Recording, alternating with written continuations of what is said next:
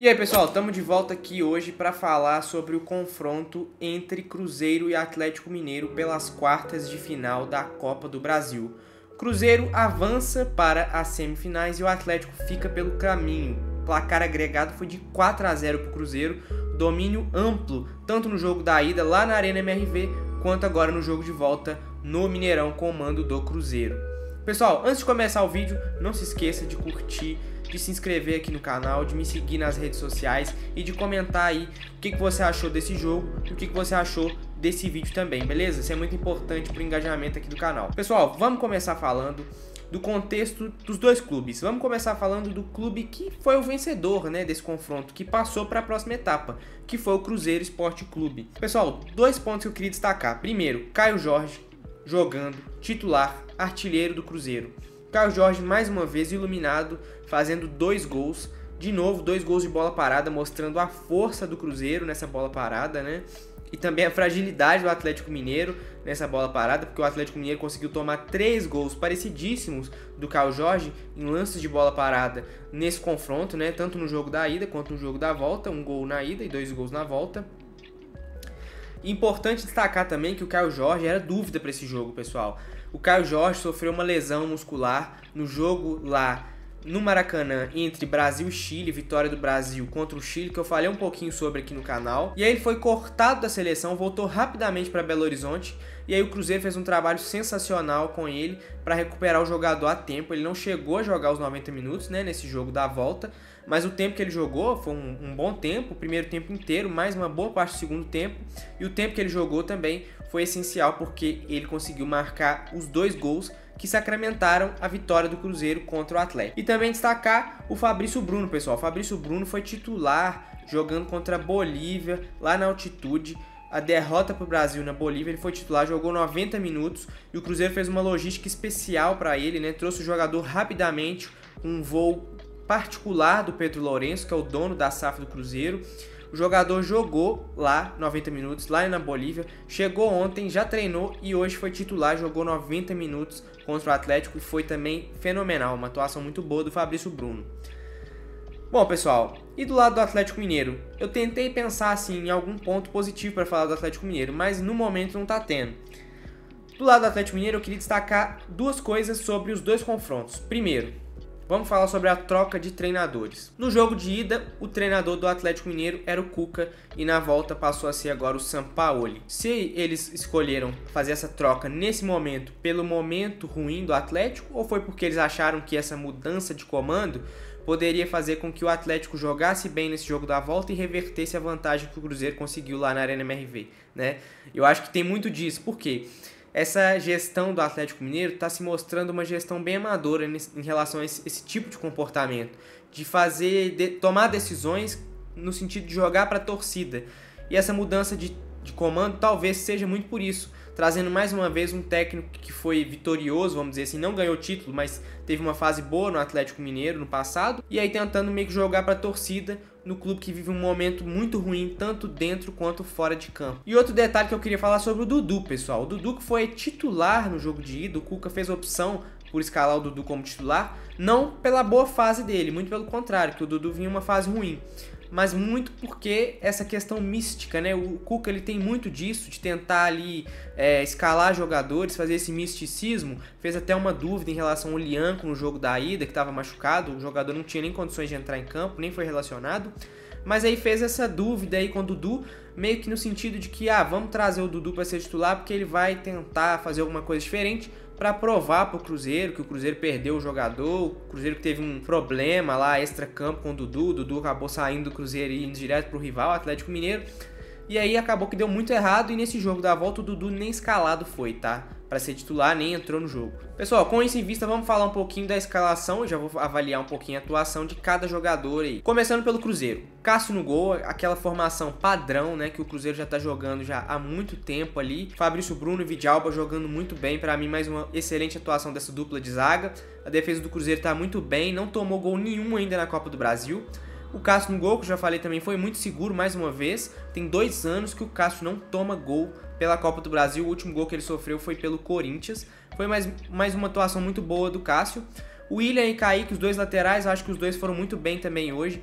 E o time do Cruzeiro, pessoal, ele foi muito bem defensivamente, tá? Então, destaque não só para a linha de defesa, mas também para os meio-campistas, para os pontas, que são muito bons nesse momento defensivo do Cruzeiro. Então, o William e Kaique foram muito bem, mais uma vez. O Cruzeiro tem uma defesa muito boa, muito bem postada. Os jogadores sabem muito bem o que fazer com a bola, sem a bola.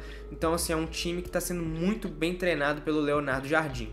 A dupla de volantes, Lucas Romero e Lucas Silva, fez mais uma partida espetacular, especial. O Lucas Romero, gostei muito com desarmes, foi muito bem. Os dois pontas são aqueles pontas operários que todo mundo já fala. Christian e Wanderson também fizeram boas partidas. O Wanderson foi muito bem, correu muito, ajudou muito defensivamente também. Gostei muito da partida do Wanderson. O Matheus Pereira foi o meia, também foi uma atuação boa do Matheus Pereira. E o Caio Jorge, destaque absoluto desse jogo, para mim foi o melhor jogador da partida, porque fez 2 gols ainda voltando de lesão, né? Era dúvida para esse jogo e conseguiu fazer 2 gols contra o principal rival do Cruzeiro. Mais uma atuação brilhante do Caio Jorge, jogador que está iluminado nesse momento da carreira. Bom, o Atlético Mineiro ele veio com os seguintes jogadores: Everson no gol, Lianco e Alonso, dupla de zaga, mas na saída de bola a gente viu que o Fausto Vera recuava também para ajudar nessa saída de bola. O Arana e o Gabriel Menino ficaram como laterais, mas só que como alas assim, com 2 meio-campistas, que era Alexander e o Igor Gomes, o Gustavo Scarpa e o Coelho mais encostados no Hulk, que era o centroavante. Bom, o que eu posso falar sobre a atuação do Atlético Mineiro? Foi muito ruim, em todos os aspectos. Detalhe pro Fausto Vera, que teve um momento do jogo assim que ele estava muito mal assim, nos passes, nos domínios. O que aconteceu? O contexto do jogo também, né, foi o seguinte: o Cruzeiro logo no início já fez gol, né? Gol mais ou menos ali aos 4 minutos do primeiro tempo, bola parada, que o Jorge fez mais um gol. E aí mais uma vez o Atlético Mineiro desabou, não conseguiu mais levar perigo ao Cruzeiro, né? Tiveram alguns lances, a gente vai falar aqui sobre eles, mas o Atlético Mineiro não conseguiu produzir o suficiente para poder levar perigo ao Cruzeiro. Então foi muito mal. Eu sei que os jogadores tentaram, mas não dá para comparar o momento do Cruzeiro com o momento do Atlético, né, pessoal? O Cruzeiro é um time que está muito bem organizado, que está num momento espetacular no Campeonato Brasileiro, na Copa do Brasil, e o Atlético ao contrário, está num péssimo momento. Um péssimo momento extra-campo, dentro de campo também, uma mudança de treinador, mudança de comissão técnica. O Sampaoli chegou agora, o trabalho está só começando, então o momento é muito ruim. E aí não teve como, pessoal. Às vezes acontece uma zebra ou outra no futebol, mas nesse momento, o momento dos times é muito diferente. Um time está bem organizado, dentro de campo, fora de campo, e o outro está um caos. Até pouco tempo atrás, o Atlético estava com problema de jogadores aí acionando o clube extrajudicialmente por atraso de salário, atraso de direito de imagem, enfim, vários problemas extra-campo. Bom, agora eu vou falar um pouquinho sobre as estatísticas. São 2 estatísticas aqui que chamam a atenção, tá? A posse de bola do Atlético foi muito maior. O Atlético teve 73% de posse de bola, ou seja, um número bem expressivo contra 27% do Cruzeiro. Só que os jogos do Cruzeiro, já quem acompanha o Cruzeiro durante a temporada, vai perceber que principalmente os jogos que o Cruzeiro domina são os jogos que ele menos tem a bola. Então esse time do Cruzeiro gosta de jogar sem bola. E o time do Atlético Mineiro, dirigido agora pelo Sampaoli, é totalmente o contrário. O Sampaoli gosta de jogar com bola. Então assim, se a diretoria do Atlético achou que essa troca de comando ia fazer bem pro time, foi o contrário.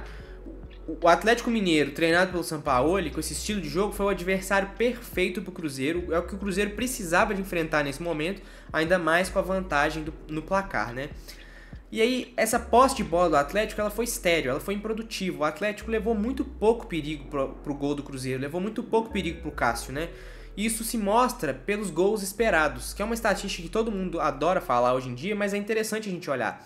Porque o Cruzeiro teve 2.12 gols esperados, né, os expected goals, contra 0.6 do Atlético, ou seja, o Cruzeiro teve muito mais chances claras, ele criou mais, ele teve mais gols esperados do que o Atlético, mesmo o Atlético tendo esse domínio na posse de bola, só que foi uma posse de bola estéril, muitos passes entre zagueiro, entre lateral, entre goleiro, sem chegar no terço final de campo, que é a principal arma, né, de um time, que é chegar bem no terço final para fazer o gol ou dar assistência, enfim, finalizar a jogada da melhor maneira possível. O Atlético não conseguiu fazer isso.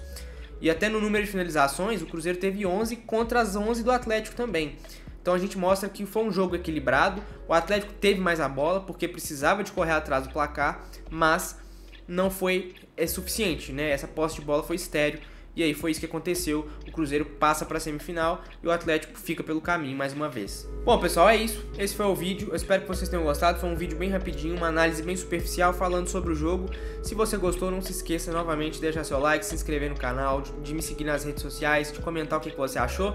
E se vocês quiserem, eu faço um vídeo também comentando ali lance a lance, falando mais sobre o primeiro tempo, sobre o segundo tempo. Tá bom, pessoal? É isso. Muito obrigado se você assistiu até aqui e até a próxima. Um abraço.